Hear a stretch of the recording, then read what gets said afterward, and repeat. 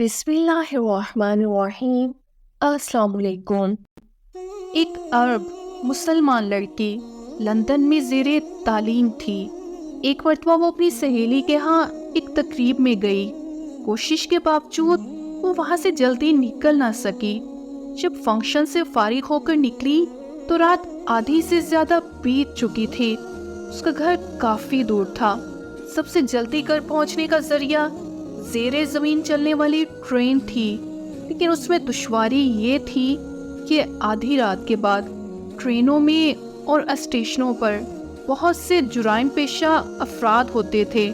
آئے روز T V channels اور اخبارات میں یہاں ہونے والی وارداتوں کا تذکرہ موجود ہوتا تھا۔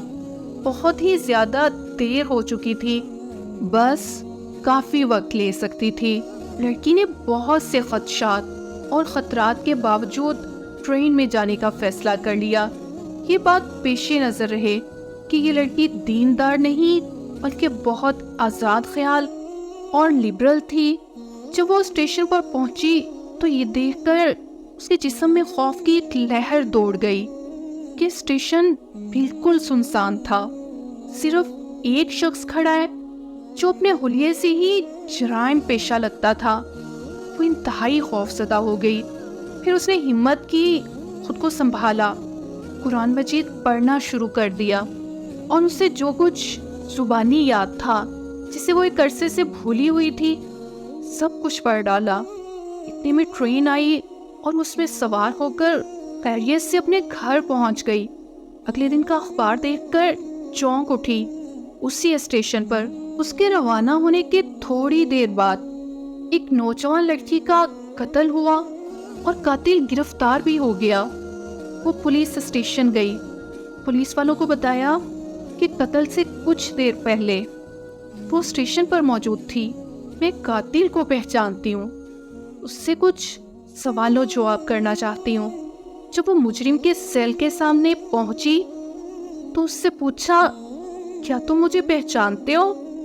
اس نے جواب دیا، ہاں پہچانتا ہوں، رات کو تم بھی اس اسٹیشن پر آئی تھی؟ لڑکی نے پوچھا، پھر تم نے مجھے کیوں چھوڑ دیا؟ کہنے لگا، میں تمہیں کیسے نقصان پہنچاتا؟ تمہارے پیچھے تو دو انتہائی صحت مند اور مضبوط باڈی گارڈ تھے۔ یہ سن کر لڑکی واپس آ گئی۔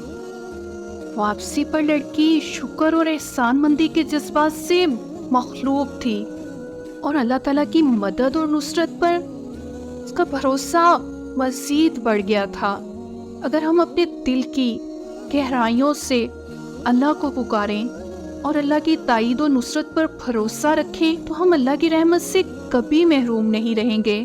آئیے قرآن سے دوستی لگائیں، کمرے کی الماری میں گرد سے اٹے، قرآن کو پھر سے باوضو ہو کر اٹھائیں، کانپتے لرزتے ہاتھوں سے گرد جھاڑیں، قرآن کو سامنے رکھ کر ہاتھ جوڑ کر معافی مانگیں کہ میں تجھے بھولا رہا، تجھے چھوڑ کر دنیا کی چمک دمک میں کھو گیا، مگر بے شک اصل تو ہی ہے، تو ہی کلام الہی ہے جس کو پڑھنے اور تجھ پر عمل کرنے سے مجھے کامیابیاں ملنی ہے، میری دنیا اور آخرت سنورنی ہے۔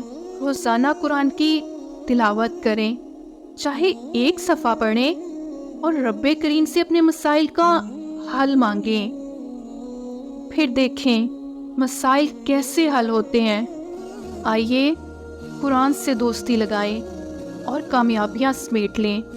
ویڈیو اچھی لگی ہے تو لائک اور کامنٹ کریں، فرینڈس اینڈ فیملی کے ساتھ شیئر کریں، چینل پہ نئے ہیں تو سبسکرائب کر لیں اور بیل نوٹیفیکیشن آن کر دیں۔